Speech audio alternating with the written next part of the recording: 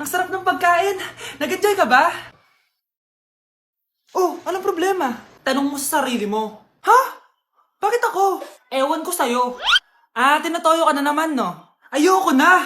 Palagi na lang ganito. Ano bang ginawa ko? Nahihirapan na ako. Ang ayos-ayos mo lang kanina kumakain tayo, Alam mo, okay na sana eh. Kaso ang damot mo. Ang damot-damot mo! Ano bang pinagdamot ko sa'yo?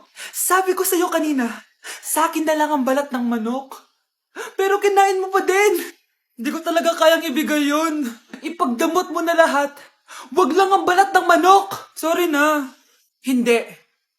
Itigil na natin to. Babe naman eh. Di mo ako babe. Bakit? Tanga kapatid mo ako. Ay, lagot ka kay mama. Anak, alis lang ako Maginis ka dyan. Sige po, Nay. May pagkain ba dito, Nay? Nay? Nawala agad? Ano pwede makain dito? Toyo, patis, bawang, sibuyas. Bakit walang pagkain na matino? May ice cream! Bakit isda yung laman? Anak, kumain ka muna para sa'yo. Thank you po, Nay! Wait lang, bakit ang bilis niyo po nakauwi, Nay? Ha? Basta anak, kain ka madami sige po, Nay. Nakauwi na ako. Wait lang, ba't kamukha kita? Nay, bakit dalawa kayo? Anak, ako yung totoo mong nanay.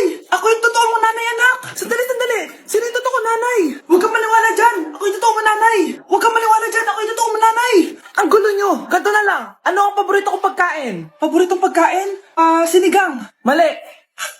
Alam ko yan. Kulangot. Tama, kulangot. Kasi ang sarap ng kulangot eh. Oh, di ba tama ako? Malis ka dito, lumayas ka. Teka lang, isa pang tanong. Sige, pagbibigyan ko kayo. Isa pang tanong. Sino yung jowa ko? Jowa? Yung kapitbahay natin, si Ashley. Mali ka.